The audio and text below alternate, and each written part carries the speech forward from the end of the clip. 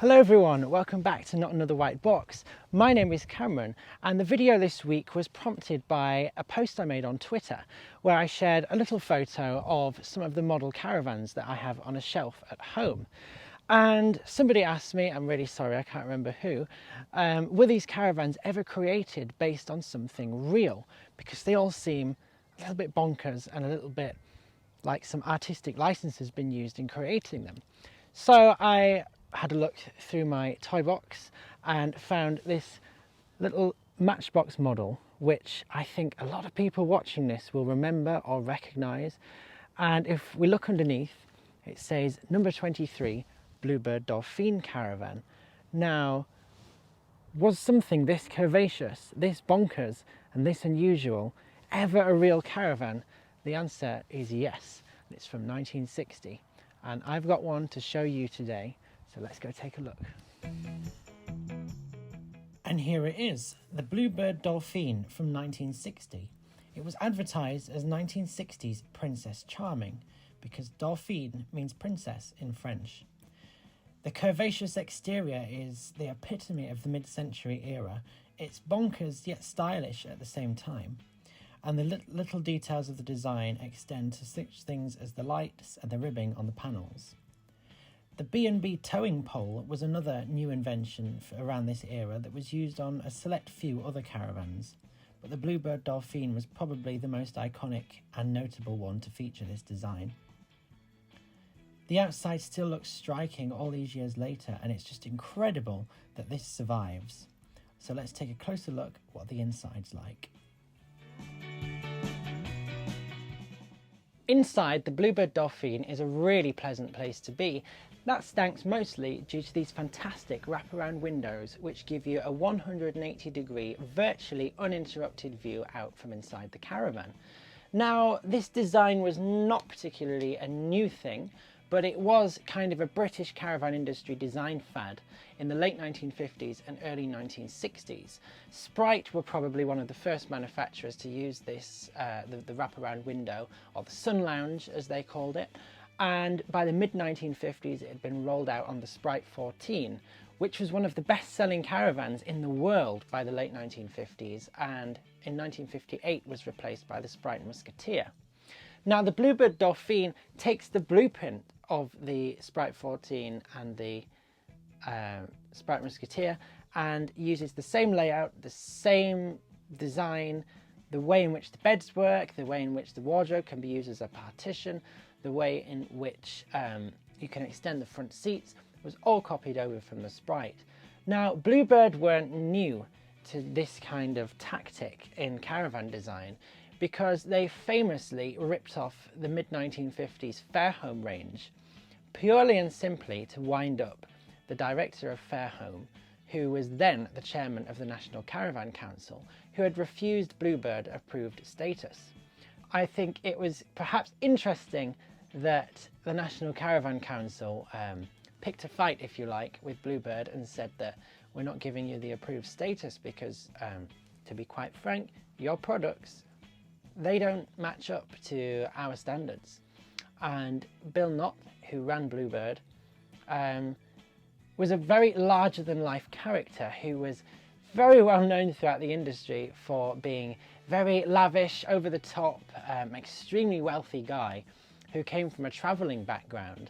And he took the Fairhome design, cloned it, and rolled out the Bluebird Cambrian, named so after a hill very close to the Fairhome factory. And just to rub a little bit of salt in the wounds, Bluebird unveiled their entire new range for the year to the Caravan press in the conference centre opposite where the National Caravan Council AGM was being held, on the same day at the same time. So this didn't go down very well, and eventually an agreement was reached where the Bluebirds would get the approved National Caravan Council status, but they had to cease production of the Cambrian and change their designs immediately. And in the late 1950s, this leaves a small void in the Bluebird lineup. While they're tweaking their designs and going back to the drawing board with a few things, the Dauphine and later the smaller Wren model were in talks to be designed, and they were going to give the industry a caravan that was stylish, current, modern, forward thinking. However, in typical Bluebird fashion, they've been beaten to the post by Sprite, who in 1957 unveiled not only the Sprite Alpine, but announced plans for the new Musketeer, both of which would go on to be two of the biggest selling caravans of all time. So Bluebird really pulled out all the stops for the Dauphine. It had to look stunning, it had to look curvaceous, it had to look exciting, and I definitely think they've pulled that off, but at the expense of any investment in the design and build process, because the Dauphine takes exactly the same construction, exactly the same chassis, apart from the B&B towing pole at the front, as their conventional Bluebird models. It's not particularly lightweight compared to its rivals.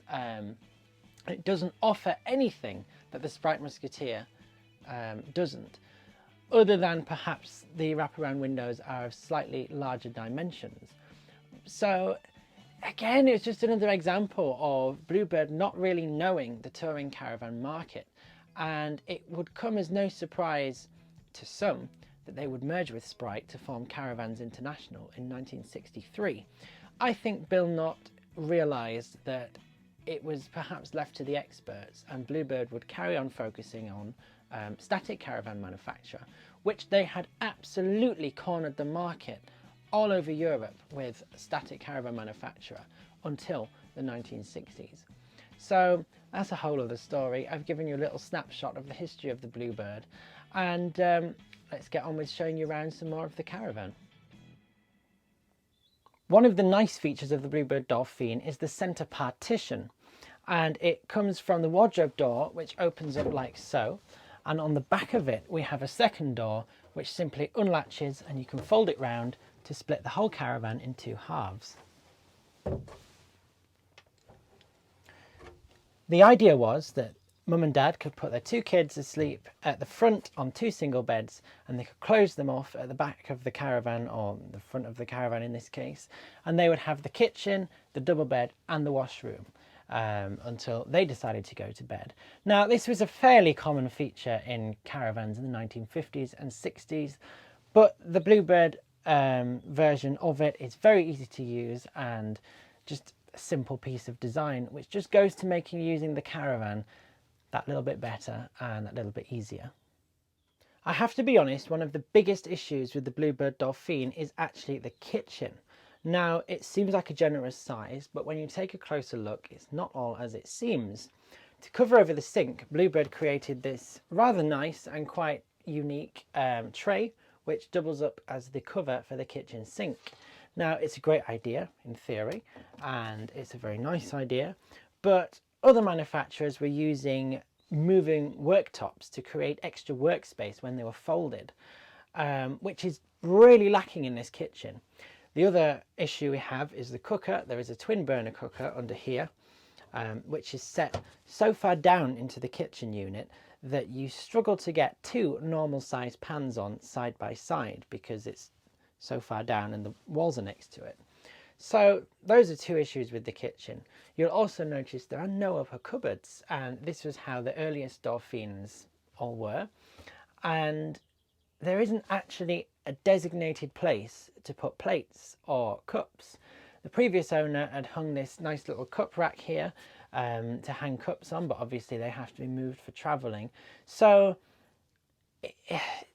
it's quite a frustrating Caravan to use sometimes, because you have to sort of rethink what you know. I find that you can actually put the plates in the cupboard. There is a shelf above the wheel arch in this cupboard down here. We just are so used to them being up here and easily accessible that we forget that perhaps in a lot of our houses they are the same. They're kept lower down in the lower cupboards. So maybe it's not that bad, maybe it's just something I'm not used to. One final note about the kitchen is there is no light in the kitchen, and Bluebird put this wall here which helps form the centre partition to divide the two beds apart. Now, the previous owner to this Caravan made a hole in this wall here, which I just had to finish off when I bought the Caravan, to allow the light from the gas lamp to enter into the kitchen so you can see what you're doing. And it's a simple idea. Bluebird should have thought of it, but they didn't. And it perhaps just goes to show why this model was not very popular and not a big seller, because I personally find a kitchen is a big sticking point in a caravan. If it doesn't quite work properly, if the design is not great, then it makes the caravan a little bit difficult to use sometimes. Now, after a few trips away in the Dauphine, I got the hang of it. I got used to storing the plates in the cupboards like I would at home. Used to keeping the cutlery under the kitchen sink, etc. And used the supplementary table at the back as a little bit of extra work surface space, and also the very large table that fits at the front doubles up as even more workspace. So it's all there, it's just not very obvious, and it took me personally a few trips away to get acquainted with the quirks of the Bluebird Dauphine. Believe it or not, the upholstery in this Bluebird isn't actually original. Now, I'm always a champion for keeping things original, but I couldn't resist this genuine late 1950s set of upholstery which came from a safari caravan, which features bluebirds on it.